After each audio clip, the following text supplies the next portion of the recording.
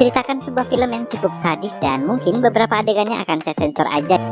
Film ini bercerita tentang seorang wanita yang sedang dalam perjalanan secara tak sengaja bertemu dengan sekelompok pemuda redneck barbar yang secara turun-temurun mengkoleksi kepala orang-orang Indian dan sedang mengejar buruannya. Hingga akhirnya mereka menyandra wanita tersebut lalu memperkosanya, kemudian menguburkan jasadnya secara tak layak. Sampai akhirnya ditemukan oleh seorang Indian yang merawatnya dan ternyata wanita itu hidup kembali. Namun di luar dugaan, dia terbangun dengan kekuatan roh suku Indian yang luar biasa. Tapi sebelum kita lanjut, seperti biasa, klik dulu dong tombol like-nya.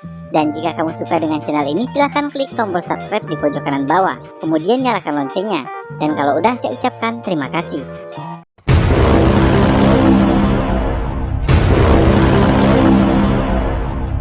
Film dimulai ketika Zoe dan kakaknya sedang berbincang di depan sebuah mobil klasik. Kemudian sang kakak memberikan mobil warisan ayah mereka tersebut pada Zoe. Zoe adalah seorang wanita cantik dengan gangguan pendengaran dan dia juga tak bisa bicara. Kemudian Zoe berpamitan pada kakaknya akan pergi menemui pacarnya di New Mexico. Dalam perjalanan, Zoe terus berkomunikasi dengan pacarnya itu sambil sesekali mengirimkan foto.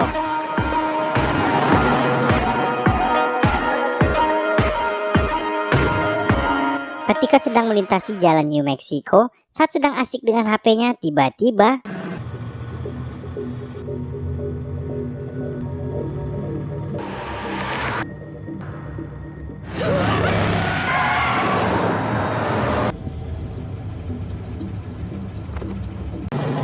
Zoe hampir saja menabrak seorang pria.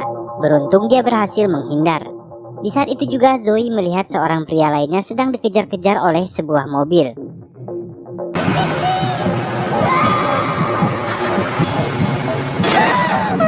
Lalu mobil itu pun menabrak pria tersebut. Melihat kejadian itu, Zoe kemudian berusaha menolong pria yang hampir dia tabrak tadi. Namun usahanya sia-sia, ternyata gerombolan penjahat itu telah terlebih dahulu sampai di mobil Zoe. Now, that is a knife. What you got there? Hingga Zoe tak sempat melarikan diri. Di saat itu juga pria yang ditodong Zoe dihampiri oleh salah satu penjahat, lalu dibunuh dengan brutal di dalam mobilnya. Zoe yang ketakutan pun mencoba melarikan diri. Namun di saat itu juga salah satu pria tersebut menembak kakinya.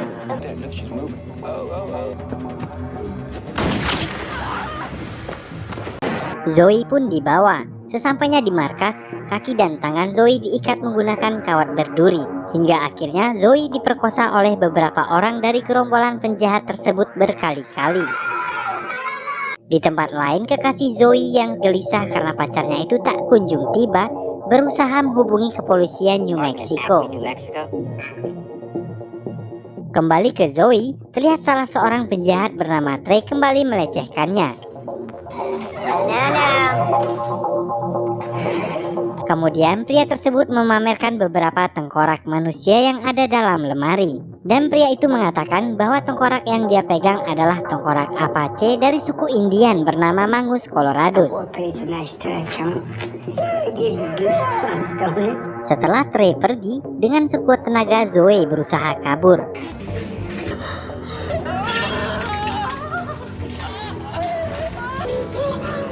Namun ketika Zoe berhasil keluar, dia bertemu dengan salah satu penjahat lainnya bernama Wes.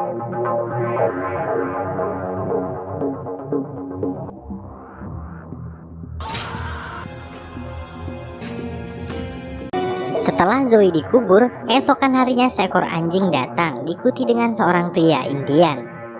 Zoe dibawa dari sana, kemudian pria yang ternyata dukun itu mengobati luka-luka di tubuh Zoe. Kemudian melakukan sedikit tarian.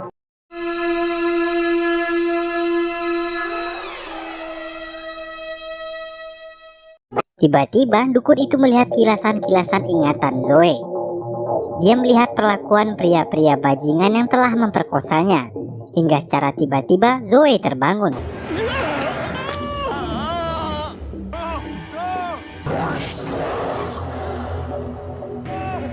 Pria itu menyadarkan Zoe dan dia pun pingsan. Beberapa waktu kemudian Zoe pun terbangun.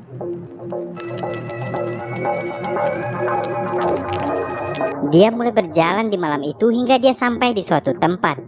Di sana dia melihat sebuah telepon umum dan mencoba menelepon Dani, pacarnya. Zoe yang bisu tak dapat mengatakan di mana lokasinya berada. Dani meminta Zoe untuk mematikan teleponnya dan akan menghubungi operator untuk mengetahui lokasi Zoe saat ini berada. Di saat Zoe menunggu, dia melihat salah satu pria yang telah memperkosanya memasuki sebuah bar. Zoe lalu mengikuti masuk ke dalam bar itu.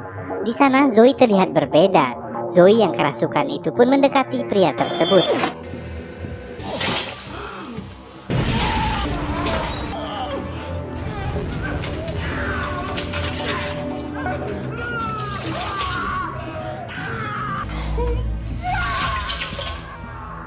Dani telah sampai di tempat Zoe menelponnya tadi. Di sana dia bertemu dengan seorang polisi yang sedang menangani kasus pembunuhan. Di saat itu juga Trey dan kelompoknya sudah berada di sana.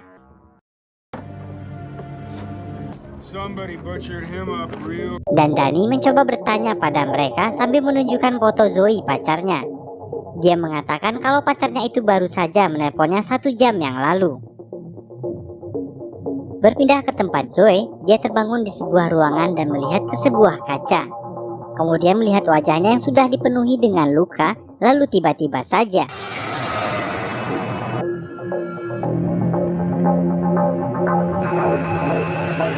kembali ke Trey dan kelompoknya.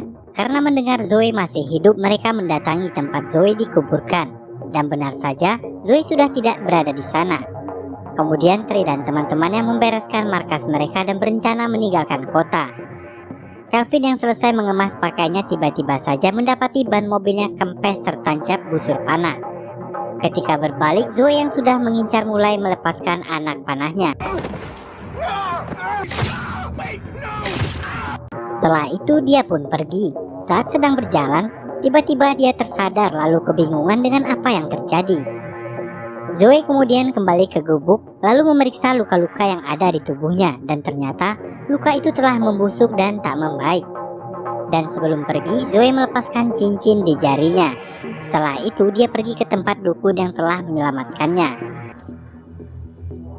The flesh will not sustain for long.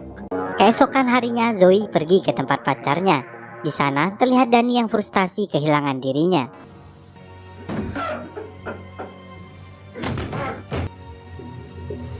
Dan dia melihat sebuah kaca yang bertuliskan "Please forget me".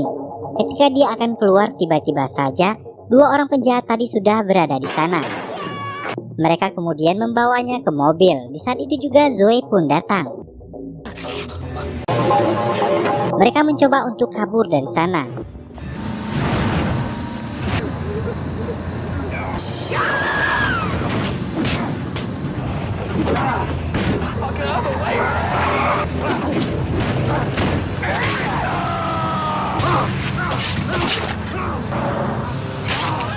Trey kemudian menghentikan mobilnya dan Zoe pun terpental.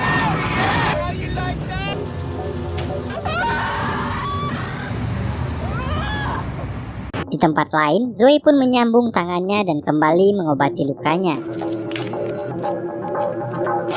Di saat itu, tiba-tiba saja keluar roh dari tubuhnya dan memberikan senjata kapak naga geni 212.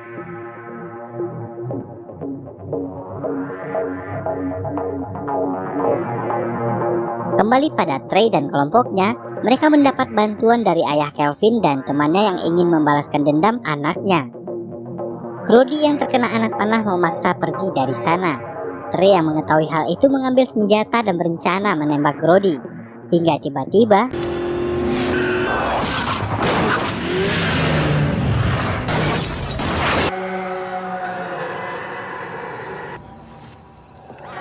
dan akhirnya satu persatu dari mereka mulai dibantai.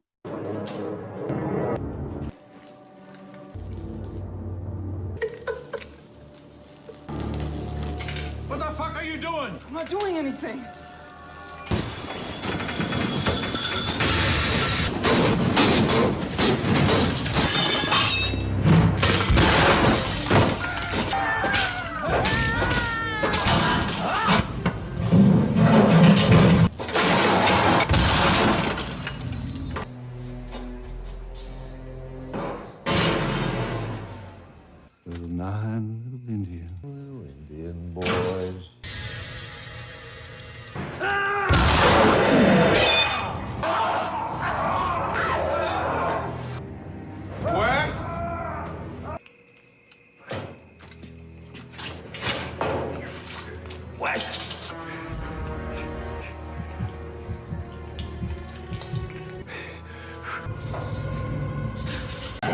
Kemudian samar-samar terdengar suara polisi dari luar.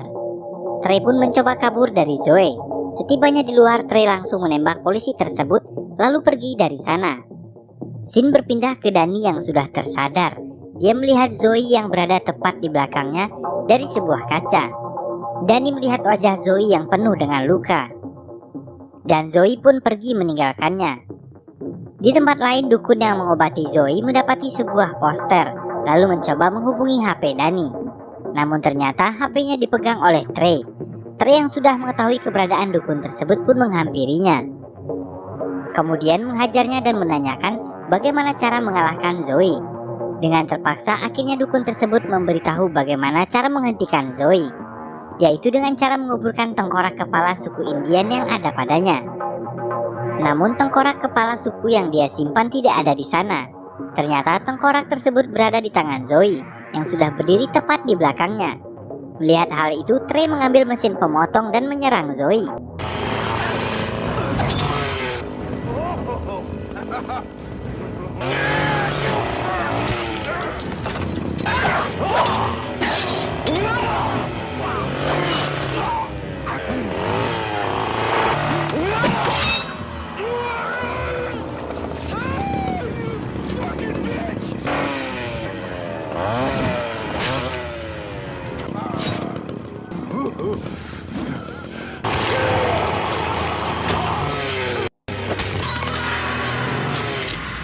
Kemudian Danny pun sudah sampai di tempat itu dan melihat Zoe yang sudah sekarat dengan sebagian tubuhnya berada di dalam lubang galian. Zoe pun mengungkapkan perasaannya melalui isyarat.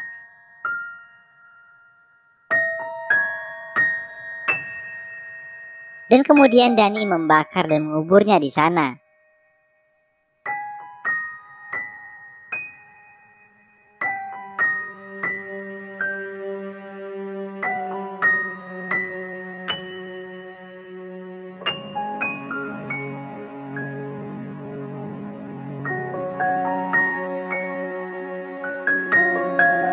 Dan film pun selesai. Jika kamu suka dengan filmnya, jangan lupa klik tombol like-nya. Buat para wanita, hati-hati ya kalau mau keluar rumah sendirian. Usahain selalu ada yang nemenin kamu dan selalu kasih kabar ke orang-orang terdekat. Kejahatan terjadi bukan hanya karena ada niat pelakunya, tapi juga karena kelihatan pahanya. Baiklah, akhir kata saya pamit undur diri. Semoga film ini dapat menghibur teman-teman semua.